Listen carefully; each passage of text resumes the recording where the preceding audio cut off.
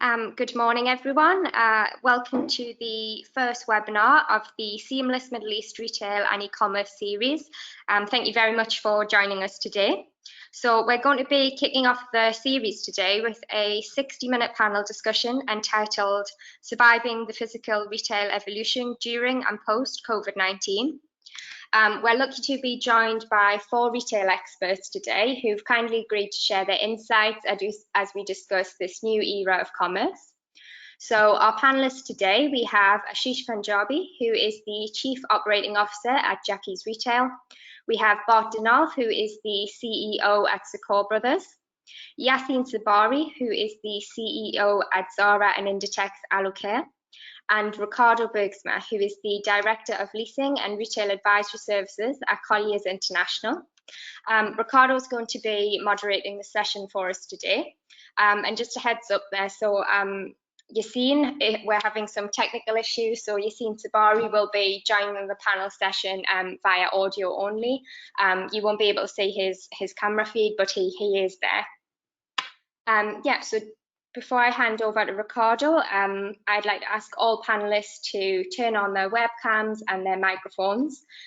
And whilst everyone does that, I'd like to remind all attendees that you can ask questions throughout the panel, and we'll do our best to get round to answering them all. So without further ado, Ricardo, I'd like to hand over to you.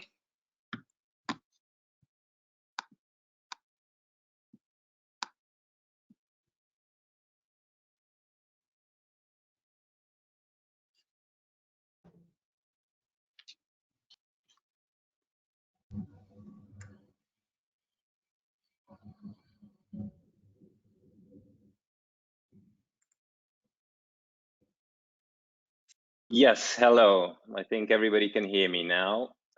Apologies for that. I had a bit of a problem with my Bluetooth. Good morning, everyone, and thank you, Julia, for the kind introduction. Before I begin today's webinar, I would like to start off by saying that I hope everyone is healthy and safely at home.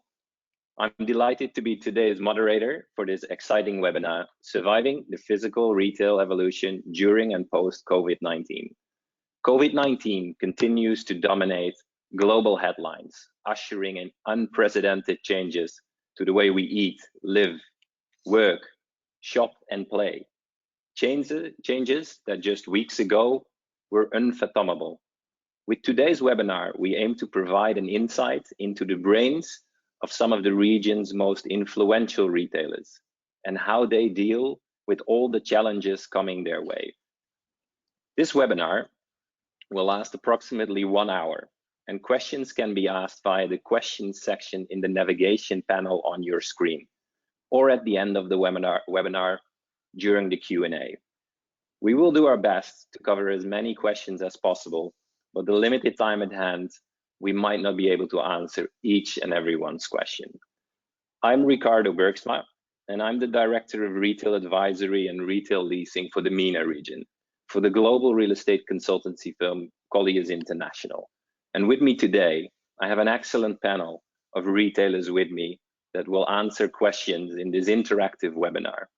With me today are Yassine Sabari, the CEO of Zara Saudi Arabia, Bart Denolf, CEO of Secor Brothers, and last but not least, Ashish Punjabi of Jackie's Retail. I would now like to ask each of the panelists to introduce themselves and answer the following questions for those in the audience that who do not know much about their business. So my question to the panelists, how many stores do you operate and in which countries? And secondly, do you have an online store? Shall we start with you, Yassine? Yes, no problem. Good morning, everyone.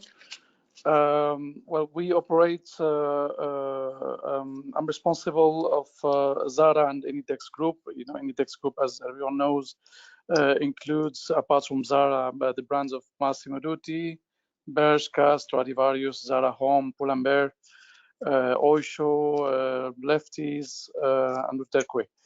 So we operate 252 stores nowadays. 200 from them are based in Saudi Arabia, and 52 are dispersed between the Caucasus region, which is Azerbaijan, Armenia, and Georgia. Regarding the online, definitely, I mean, let's say we're fortunate to have started last year with the online business with the Zara, Massimo Dutti, and Zara Home, and that was a year ago. Yeah, but definitely only in Saudi Arabia, not in the other countries. Very interesting. Thank you very much for that, Yassine. How about you, Bart? Well, good morning to everyone, and thanks for, first of all, thank you very much for the invitation. I'm Bart de Nolf. I work for Sakur Brothers. Sakur Brothers is a Portuguese lifestyle fashion brand who dresses men, women, and kids. It was born 30 years ago in Portugal. The four brothers were the founders of the company. And it grew from Europe. The last 10 years, we grew into the Middle East. And the last 5 years, we also grew into Southeast Asia. So currently, our main headquarters is in Lisbon. We have a headquarters here in the Middle East, and we have a smaller headquarters in Southeast Asia. We have 120 stores, and we are present in 19 countries. We have online stores too. We have with our several brands, because we have Sakur Brothers. A few years ago, we also launched Sakur One, which is also online.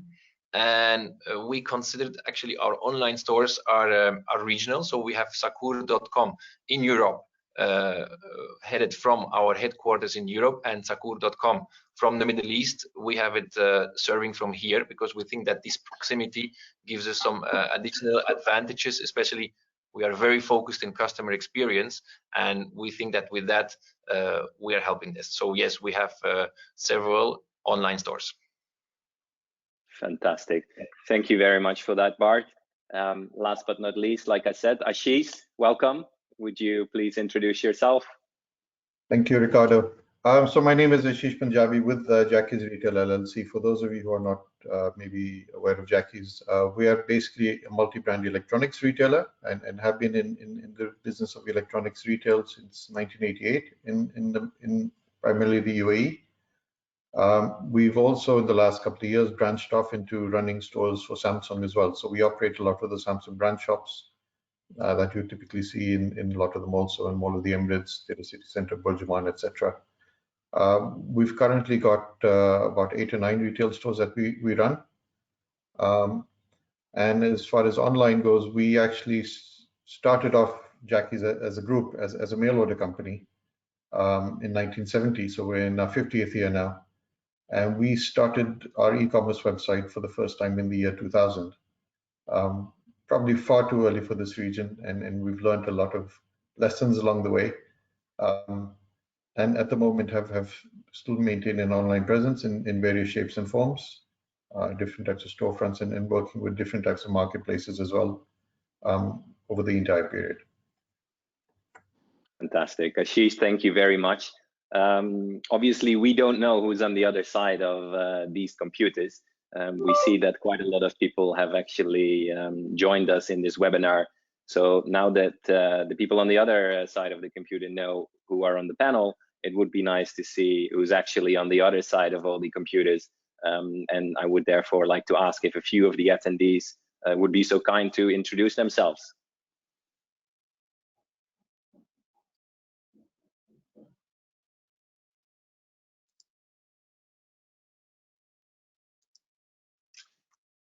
Just seeing if the organizers can help. Yeah. Hello, good morning. Hello, good morning. Who is this? Hi, this is Charu. I am heading the marketing team from Zevo. We are a cloud-based contact center solutions company. And this is a very interesting topic. I mean, I just got the invite this morning, and I did join a few minutes late, but I'm really looking forward to get some insight on how things are doing post-COVID. Excellent. Well, welcome to the webinar, and thank you for introducing yourself. Hello. Hello, can you guys hear me? Loud Yeah, and we can hear clear. you. Good morning. Fantastic. My name is Mahmoud Gao. I am the founder of Mr. Draper.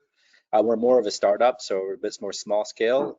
What we do is we curate the shopping experience for men who either don't have time or don't like shopping by sending them stylist picked outfits based off their profiles to their house. They try everything on at home for 5 days. They keep what they like and they send back what they don't. And then what we have in the background is a algorithm that's basically learning their preferences based on what they're keeping, what they're returning, and why they're returning it. We're mainly online, but we have played around and done pop-ups offline. So this is going to be an interesting conversation to figure out what the other offline players are going to do to try to break the barrier between online to offline. Excellent. Indeed, a very relevant topic. And I think today we will be discussing that a little bit further. Sorry, Hello, go ahead. can you hear me? Hello. Yes. Hello, this is Blake. Can you hear me? Yes, we can. Hi, this is Blake Macrodiani, and I'm the head of design for Mormedi, a Madrid-based design and innovation agency. We help our customers to understand the technology, the people, and the spaces that they work in, particularly in retail, but also in other spaces, and how they can mix and match technology to meet the needs of their customers. So this is a very relevant conversation for us, and really exciting to hear what you guys have to say. Excellent. Thank you very much for the introduction. I think we have one more. Yes. Hello. Yes. Good morning. Good morning, everyone. Yes. Good morning. How are you? Very good, thanks. My name is Kusai Nazar, and I came from Canada. I'm an automation engineer specialized in artificial intelligence. And we have a new piece of technology we called Buy that can help retailers easily digitize any physical stores and physical inventory and provide them on our scalable platform to provide an immersive experience where people can actually walk through these retail stores from any device, anywhere, anytime, and they can view the inventory on their bodies and walk through the entire store. And we integrate tons of data and financial technologies to help close sales and increase footfall for companies. This really hits close to home in terms of what the content is, and I'd love to kind of get in touch with the speakers to see how we can help during these difficult times. Thank you. Fantastic. Thank you very much. We can always get in touch after the webinar.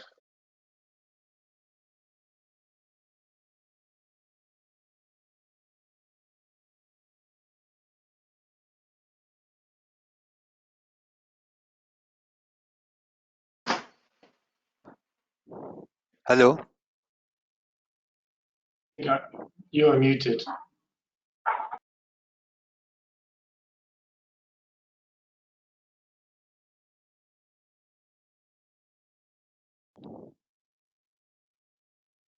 Hello. Hello.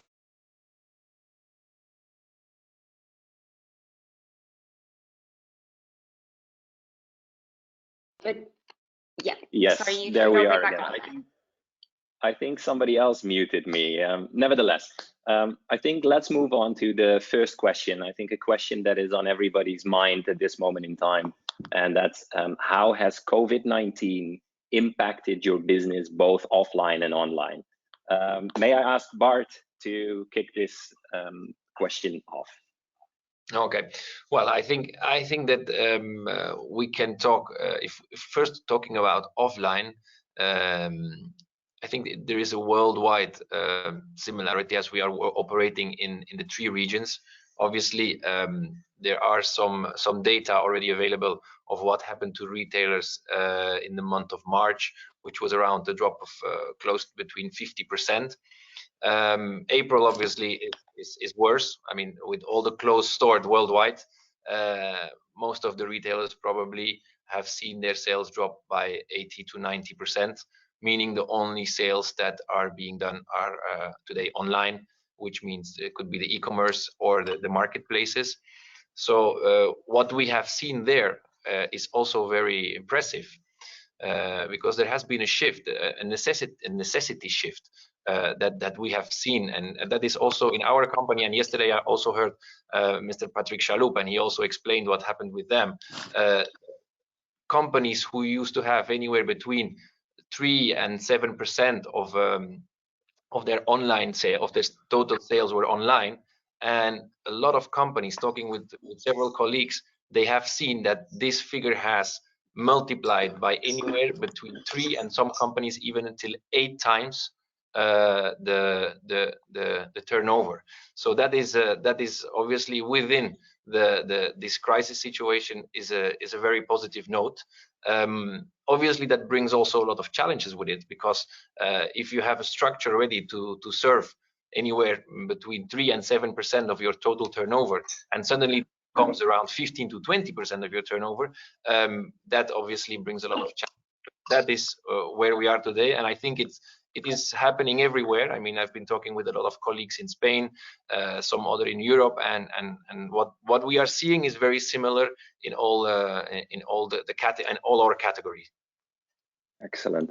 That's a very interesting message that you are conveying. I think that Ashish, maybe you want to say something about this as well. Yeah, I mean, so for us, it was quite interesting, because the month of March was actually a fairly strong month, and it was strong because with a lot of the e-learning initiatives happening and the transition to work from home, technology was something that everyone was buying at that stage. So we saw a lot of computers, a lot of laptops, printers, monitors, things of that nature start to get sold as people were ramping up and before the store shut down completely. And we also saw, quite interestingly, the moment everything was shut and we were selling only online, the online sales continued, and we started working with a lot of the marketplaces as well to expand our reach.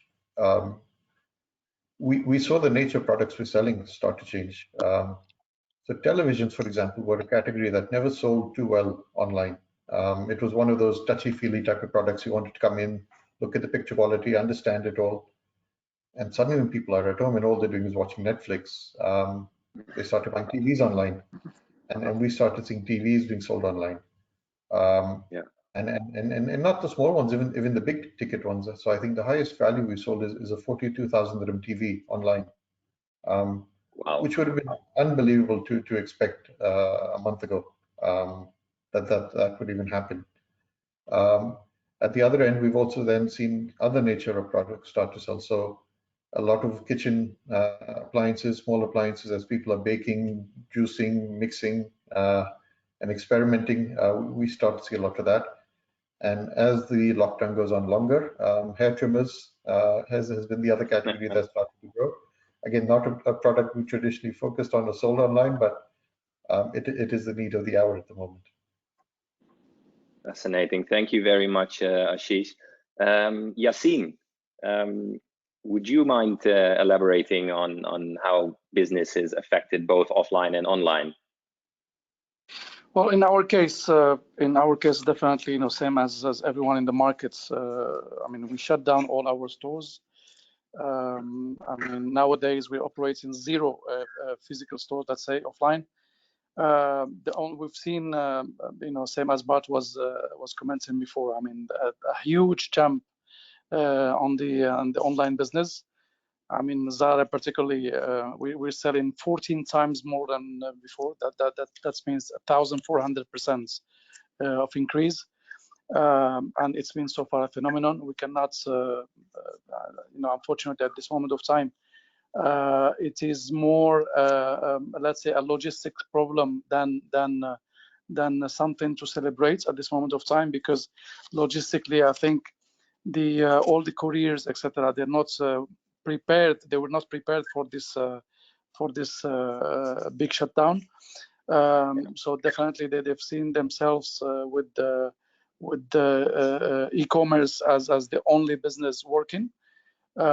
So everyone is demanding, a good lead time and demanding their services, while they cannot, unfortunately, cope with this at this moment of time. I mean, not because they're not willing, but there is a capacity for everything. I mean, when you have a business where you were making 200, 300 orders per day, and you jump to 3,000, 3,500 orders. So definitely here you need to be prepared. But unfortunately, no one was prepared, of course, because no one was predicting what is going to happen. So yes, from a side, let's say that's I mean, thanks God we got the online, I mean, the e-commerce working.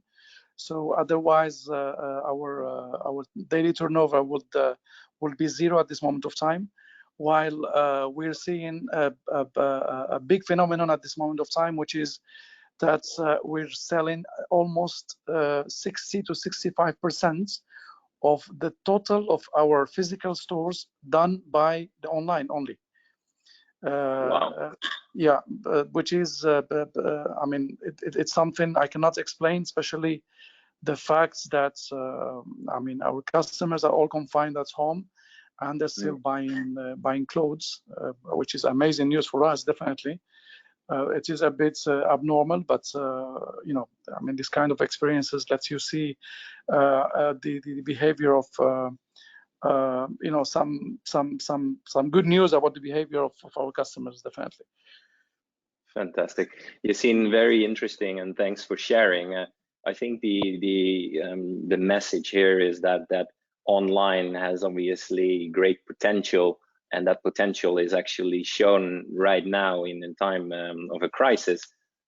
So I think the webinar today will focus more on offline and online as two separate discussion points. Mm-hmm. So with regards to online, because I think that is a topic our attendees are very interested in. So do you think that this online increase of turnover is going to continue after you open your physical stores, and will it then ultimately affect your physical footprint, your physical store footprint in the market? Do we believe that this is going to last? Since we're still with you, Yassine, maybe you want to answer this question. Yes, no problem. Listen, I mean, logically, definitely after we resume the stores once again, the physical stores, definitely, we have nowadays what we're seeing is that some customers or a big part of customers that who never tried to buy online, they tried it for the first time. They tried it and they liked it. Okay, so this is what's going to happen. So that's a reality. So after we reopen the stores again, definitely an extra percentage of our customers who were never buying online will start. I mean, will continue now buying online, but at the same time, definitely they will visit the stores, the physical stores. I mean, here, I mean, the only part that is that will only rely on buying online has to do with the generations, as we say, you know. So, well, I mean, the new generations, let's say anyone, I mean, born after the 2000s.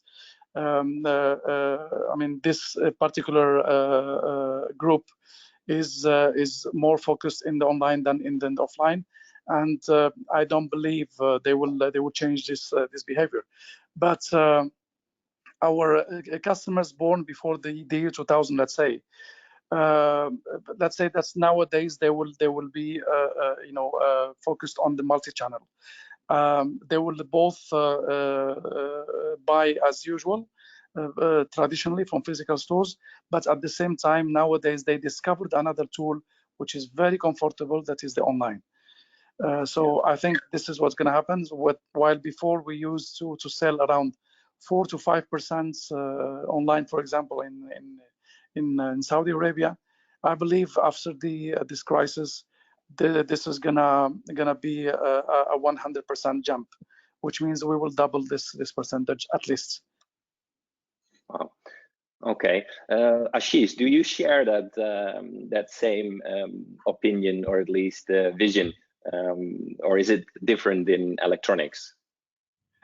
So I would agree to a large extent, and I think where traditionally, if we look at how e-commerce evolved over here, the type of products in electronics that were being sold online were the products that people knew.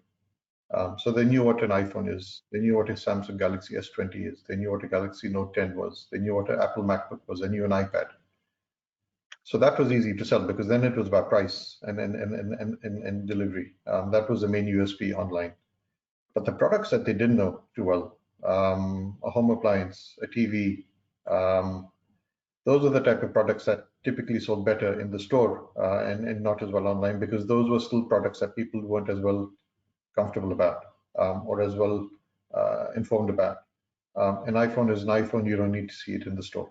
You can buy it yourself.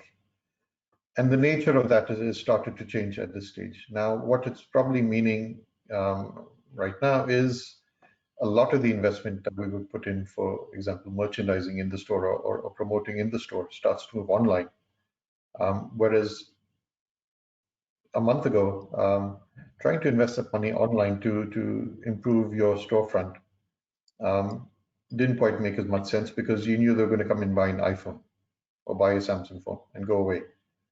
So to go through all of that effort didn't quite make as much sense. Now it means you have to start upskilling your team to start thinking how do they merchandise on their digital platforms, and it's across a variety of platforms, because what we sell on an Amazon or Noon marketplace is completely different to what sells on our own website, and understanding the nature of that. And it's like, for me, I've always compared marketplaces to shopping malls, or being online to being in a shopping mall.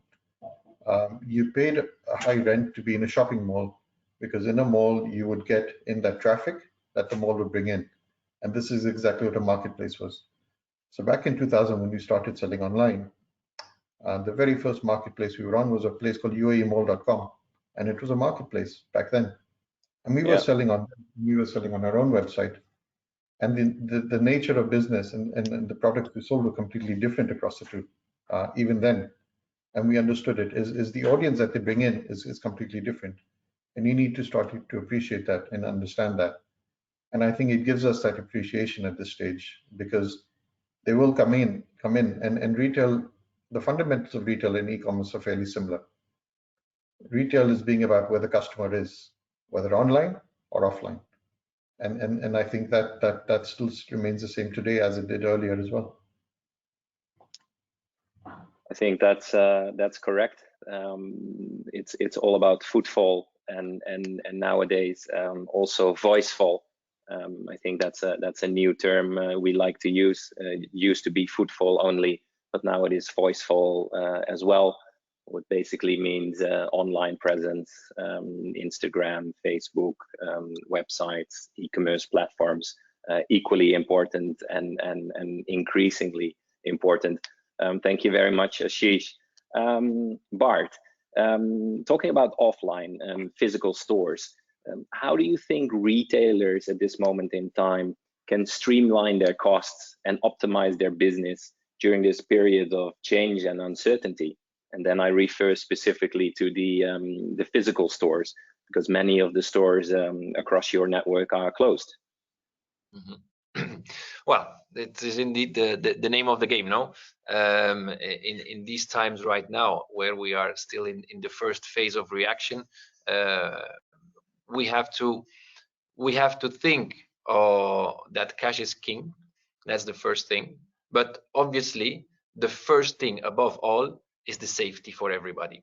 So, and obviously, safety has a cost. So, we are looking first at safety of our employees, of our customers, and of our community. Now, once we have that in mind, then we can see, like, okay, yes, we will need to optimize our costs. There was we have to shrink the cost of our business in the future. We all know that. So how will we do that? We will have to look to all our suppliers. And today, in this crisis environment, the only way to do that properly is through a collaborative way.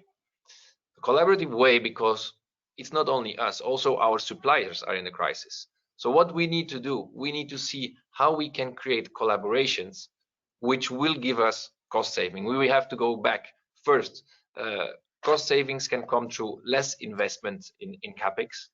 In some capex which are not completely necessary today, but at the same time you cannot take away the capex investments that you need to do, for example, in technology. This is essential today, so these they have to remain. So you have to make a balance and offset all these values that you have and see which one are essential, which one are not essential. And then today, with all the suppliers and from our side and their side, we have to look for collaborations. Today, for us, the key is collaborations. We have been working with suppliers for the last 10, 15 years, and you don't want to lose your supplier, and your supplier doesn't want to lose you. So basically, we need to look for collaborations where we both can save costs. Yeah, I think that's the key word, and I think in this time of crisis, it's all about collaborations and standing together, because it is a problem that goes far beyond one single individual or one company. We're indeed in this together. Yassim, what's your view on streamlining costs? Do you mean, Ricardo, during COVID-19 or in the period afterwards? Well, I think both. I think both, to be very honest with you, because I think, like we all just discussed, it seems that this is a trend that online is going to increase, and it changes customer behavior. So definitely. So one of the points is definitely what Bart came with. I agree 100% with that. I mean, definitely, it's not time for capex at this moment of time. Since we have zero visibility on what is going to happen after COVID-19, I believe what we call nowadays let's say the cost has to be variable instead of fixed. I mean, every retailer, I believe, should look at this. So, for example, I mean, if you take your P&L, your operating cost is basically manpower cost and rentals. So if rentals nowadays are more fixed than variables, I believe that there will be no room for this on the period after coronavirus. Basically, because no one has, I repeat, any visibility on what is going to happen later on. If our sales will drop by 50% or 70% or 90%, no one has any idea about that. So the safest way is to go on variable. I mean, let's say to convert your operating cost to a variable one in terms of manpower cost and in terms of rentals. So instead of having a fixed cost of rentals, you can go turnover rents, let's say 5%, 6% to 10%, depends on the player, on the tenants. And in terms of employees' salaries, let's say that the payroll has to go, I believe, after coronavirus, more into variable than into a basic salary.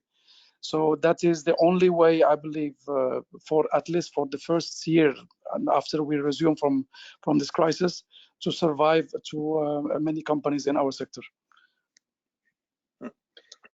Thank you very much for giving us that insight. I think that is indeed something we hear more. So Ashish, question to you. Are you currently repurposing staff that, for example, used to work in your stores and they are now helping to fulfill orders in your distribution center? So it's actually not something we started now. It's something we were doing much earlier. And the reason we did that is when I looked at retail, there are three core assets in retail: your staff, your location, and your inventory. And if you look at the three of them, they generally tend to be busier from 4 o'clock in the afternoon onwards on most days of the week. And before that, they're underutilized. And the approach we had, not now, a couple of years ago, was instead of having a centralized e-commerce store location, let's use the stores as delivery points and use the staff from the nearest store to work with the courier in that area to do the delivery and get the goods out faster. So you rotate the stock from that store quicker, you use the staff at that time, and you take advantage of the locations you have. Unfortunately, with the COVID crisis, we had to move back to a centralized approach because we couldn't access the stores anymore. So we've had to go back a few steps with this. But once we reopen again, we're going to go back and use the stores again as the shipping points, because it makes far more sense for us to have fresh merchandise in the store and to replenish over there and fulfill out of there. Very interesting. Very interesting. So maybe we can allow for some questions from the audience, because I think this is a topic people have more questions about. So if the organizers could send through some questions from the audience, that would be great.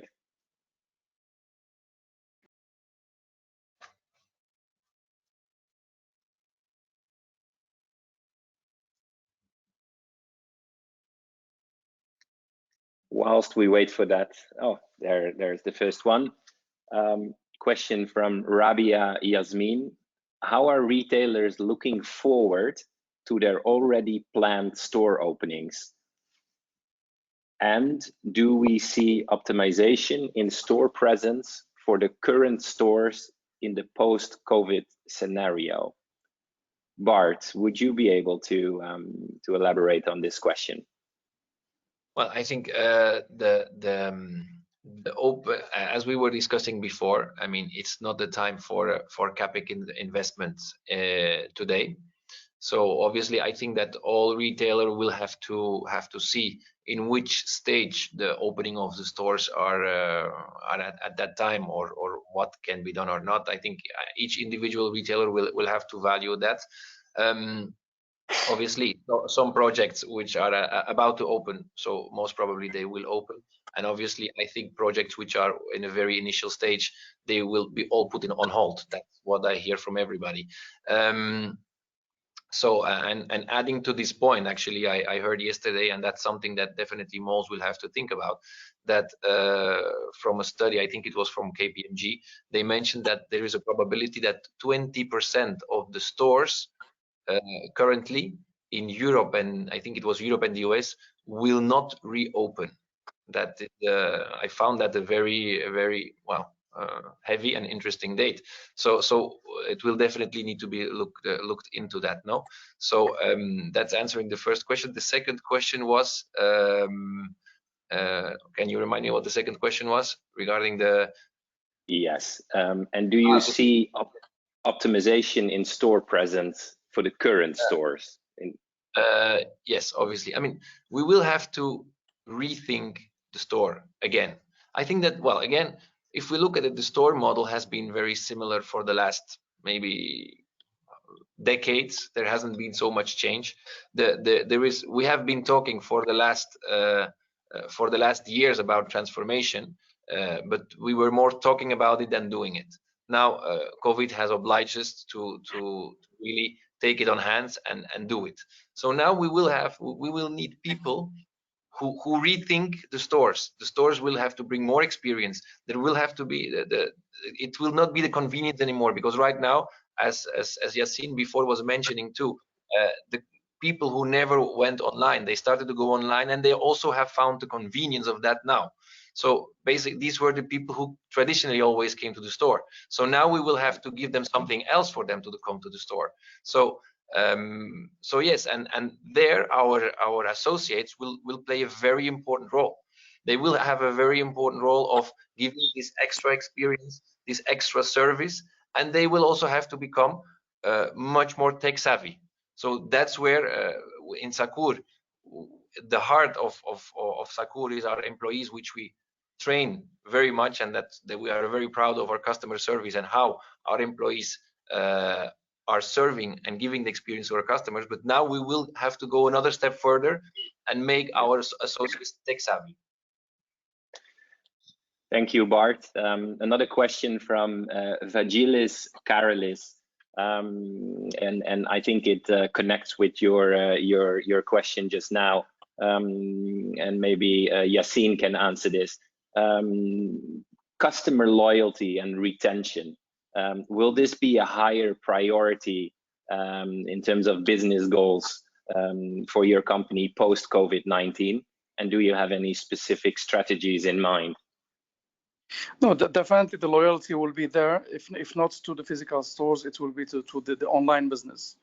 So here we have no problem at all. The only thing is, as Bart was saying before, I mean, how to do? I mean, you need to do an extra effort to make your customers going again to your physical stores.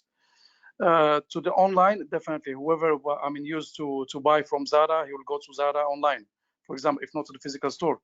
But the problem afterwards is how to drive him again to your physical store. So that is the challenge. So I agree 100% in the fact that we need to provide extra let's say beauty in the experience of our customers in the physical stores after COVID-19 crisis. Yeah, that makes a lot of sense. Another hot topic at this moment in time, and I would like to ask you all to share your experiences with this, is renegotiating rents and leases during the pandemic and after the pandemic. How do you look at renegotiating rents and renegotiating leases? Ashish, would you answer that question first for me? The hot seat. So I guess what's a little unique in our region is you have a very few strong operators who control most of the retail assets over here. So when it comes down to a negotiation, it isn't like it is in most markets, and when you compare with retailers in the West, when they're talking about it and saying, we've decided we're not paying rent in April, we can get away with it because it's a lot more fragmented from the landlord perspective. And they're not issuing post-dated checks the way we are over here to our landlords. Now, fortunately, most landlords have agreed to defer rents at this stage. They're not encashing the checks. And many have said they will compensate for somehow for this period, but they haven't come out specifically with anything written that is clear and tangible at this stage. But I think if we think about rent and the way they're structured, you've got what happened right now while we're shut, where there's no business, and obviously we understand, and they understand. It's very difficult for us to pay rents during this period. Then you've got the period after you reopen, and the question is, how are we going to reopen? Is it going to be 2 shifts a day, or is it going to be down to a single staff shift as it was just before the shutdown? Are you working 12 to 8? Is it 11 to 7? Is it? We don't have those answers right now. And whether consumers are going to be willing to get back into the mall in numbers, I don't think they are. So we're not going to get the same numbers even if we reopen immediately. It is going to start to get a lot more limited in terms of the numbers that start to come in.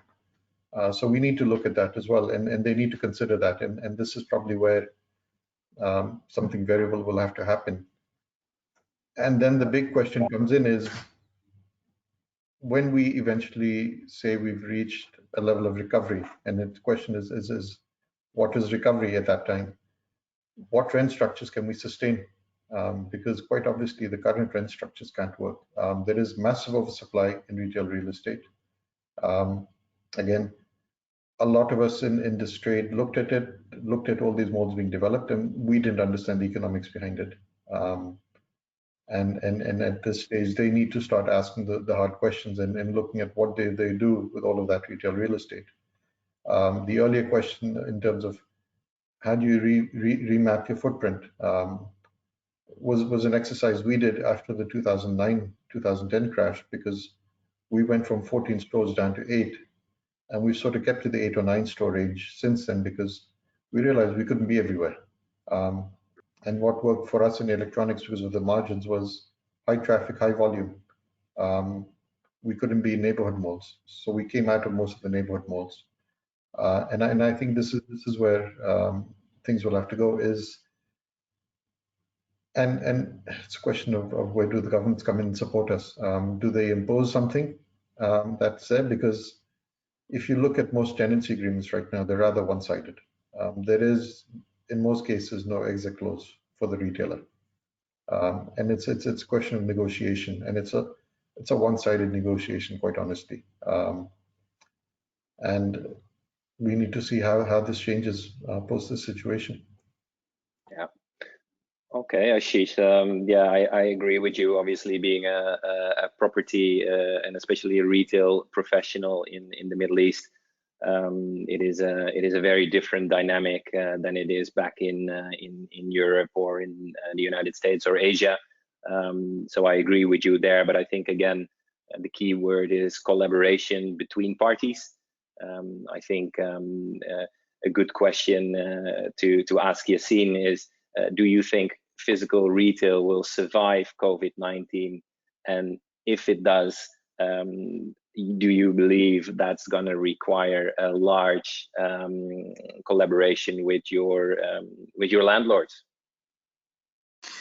Oh, definitely. I think the question here, Ricardo, is, I mean, who will survive? I mean, physical retail will survive definitely after COVID-19. Not everyone, but definitely the biggest platforms.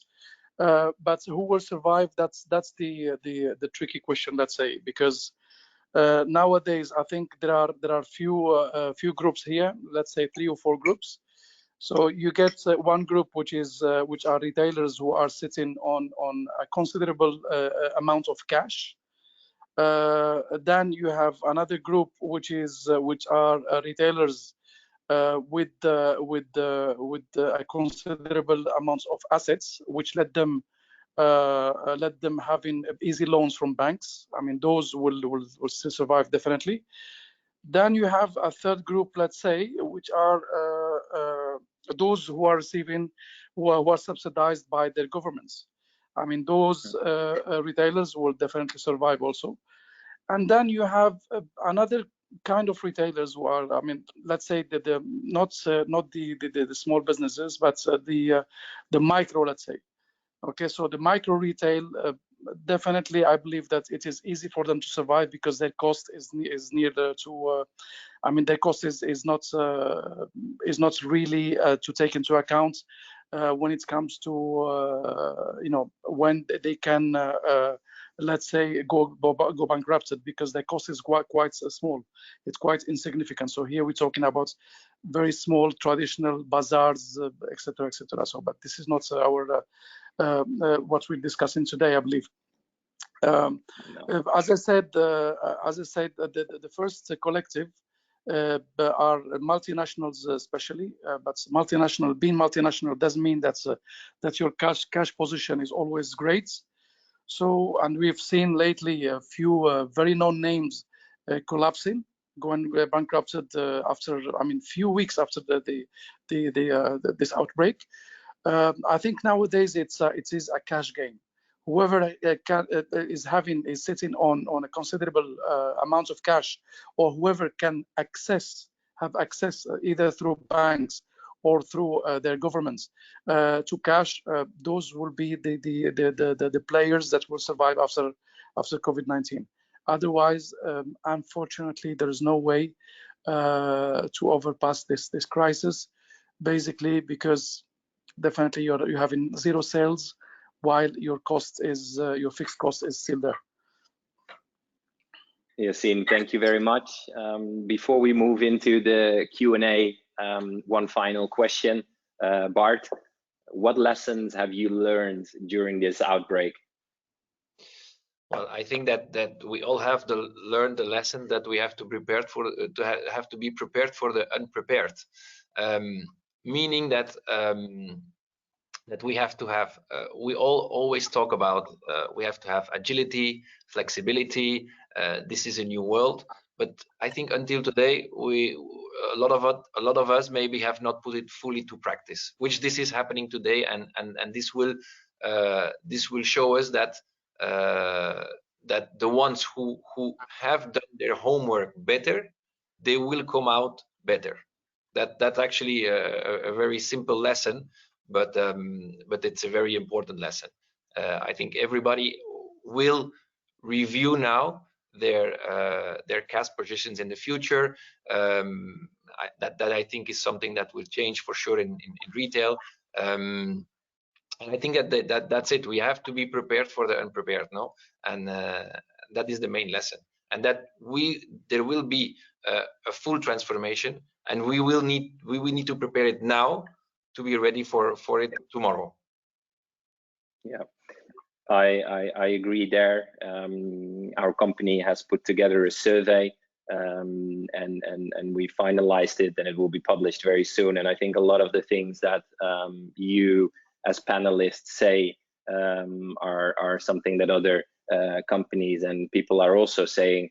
So it's a very very relevant discussion today.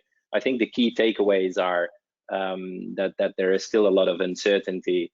I think we all believe that online is here to stay. The current situation has forced people to go online and shop.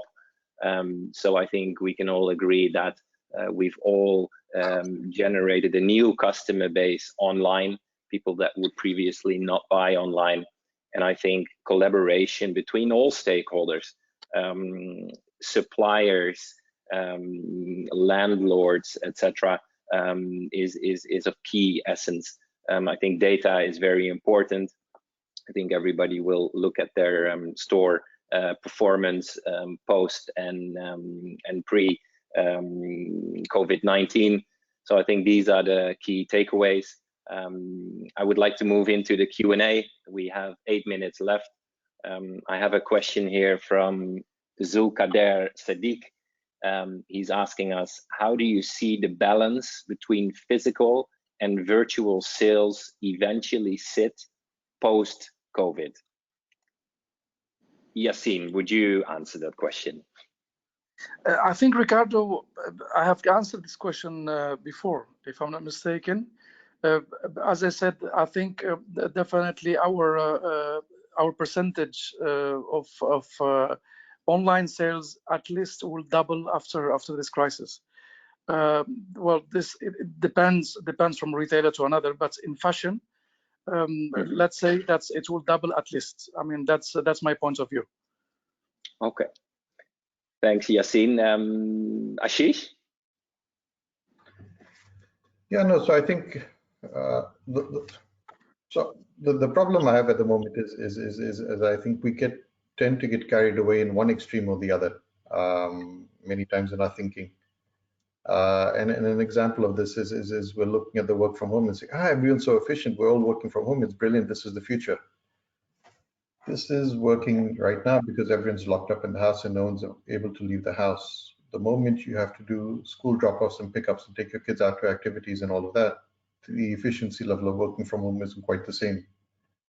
People will start venturing out, and you do start venturing out into retail again. So you would still have an element of retail that's going to remain there. And I don't think everything will move quite the way to online the way everyone thinks. It'll be important, it'll continue to grow, it'll still be an important channel over there, but it's not going to entirely replace physical retail. Now, the question is, what happens to the physical retail space going forward? The mall developers are going to have to think of it and say, what do we do with these big boxes? Because with social distancing going to be there, people are going to continue wearing masks and gloves for a while. How does the human-to-human interaction work in a mall going forward? These are the things that are going to be there. How many people are allowed in the store? If it's Eid weekend, can you have, I don't know, 200,000 people in a mall at one time or not? There is going to be a lot more questions coming in terms of how that's all managed, and that turns the whole economics of the business on its head as well. So we're going to have to think a lot more about those type of questions, because what is normal going forward is going to be quite different to what is normal before all of this happened. And I think that's going to have the impact. Online will continue. The marketplaces will continue to grow. The investment in last mile will continue. I think that's been the big bottleneck at this stage. And if you compare China with the rest of the world, and the Alibaba model, Alibaba had a very simple model in that they wanted you to buy online right from the beginning, but in small amounts every day. Whereas if you look at a lot of the e-commerce players over here, they were looking at initially, and a lot of them started with the electronics and mobile category, buying a high value product once, and then you wouldn't buy from them for the next 6 months or a year. The Alibaba model was buy a little bit every day and create a habit. And this is what Uber Eats, Deliveroo, and all of them have started as well. Is these small transactions eventually develop a pattern and develop a habit. That once in a while purchase is then more strategic, where loyalty doesn't come in, where habits don't change quite as much, and it's a little more hit and miss in that case. Interesting insights. Thank you, Ashish. One question from Mahmoud Gao for Bart. What do you think the future of malls look like? The future of malls. Thank you, Mahmoud, for that question. Nice to see you again, to hear you again. We just talked 2 days ago. So the mall of the future, as I mentioned also before, I think we will need very creative and talented people to bring us new store concepts. Obviously, there will have to be experience. Obviously, there will be the human connection, because that will be, in my opinion, the differentiators against the virtual onlines and marketplaces who are there, who are now becoming much more convenient, who people get trusted in. I mean, we also see that there is much more. Used to be everything cash on delivery here. Now there is a lot of people who go into paying with credit cards, cashless payments. So all of this is making a shift. So in general, the customer that we used to have, we will have a new customer. We will have to give something new to them. Obviously, it will be an experience. We will. The mall itself, like the Dubai Mall is doing right now, they have created the Dubai virtual mall. But even inside our stores, we will have to have more technology driven behind it. That doesn't mean that it has to be visual technology. We will have to, when we were talking about this before, we will have to have more collaborations, because artificial intelligence will become very important.